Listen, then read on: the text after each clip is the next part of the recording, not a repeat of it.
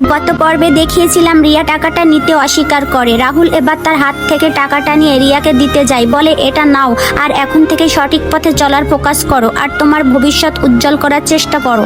রিয়া তখন রাহুলকে ধন্যবাদ জানায়। রিয়া তার টাকা এবং প্রেগন্যান্সি রিপোর্টটা ব্যাগে রেখেছিল। তখন রিয়ার মা তাকে ফোন দিয়ে বলছিল এতক্ষণ হয়ে গেছে, তুমি বাসায় পৌঁছাওনি কেন? রিয়া তখন মনে মনে চিন্তা করছিল তার মা যদি এটা জানতে পারে খুব খারাপ হবে। রিয়া যখন বাসায় আসে তার মা বলছিল কালকে তোমার ভাইয়ের লোন পরিশোধ করতে হবে, টাকা কোথায়? রিয়া তখন বলে আমার পার্ট টাইম জবটা চলে গেছে, তাই আমার কাছে কোনো টাকা নেই। তখন মা বলছিল তাহলে তুমি তোমার স্কলারশিপ এর টাকাটা কি করেছো? রিয়া তখন বলে যে ওই টাকাটা নিয়ে টিউশন ফি দিয়েছি।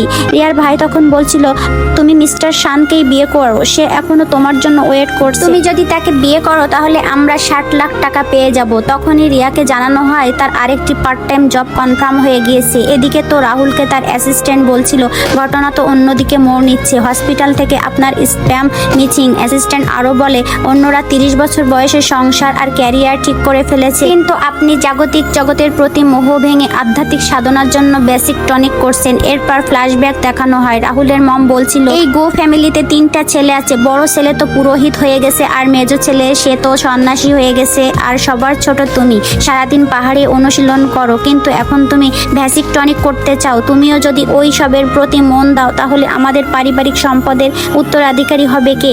অ্যাসিস্ট্যান্ট মনে মনে বলছিল 3 জন ছেলে অথচ একজনও উত্তরাধিকারী হতে ইচ্ছুক নন।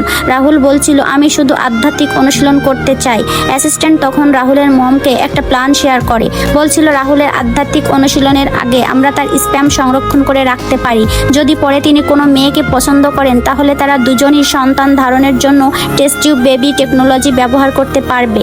এভাবে গো ফ্যামিলিতে উত্তরাধিকারী অব্যাহত থাকবে। রাহুল তখন বলে আমি এই বিষয়ে ইন্টারেস্টেড নই। তখন তার মম তাকে বলে যেহেতু তুমি ইয়াং, তোমার স্প্যাম তুমি ফ্রিজ করে রাখো, না হলে যখন তোমার বয়স হবে তখন আর বেবি কনসেপ্ট করতে পারবে না, তখন তুমি আফসোস করবে।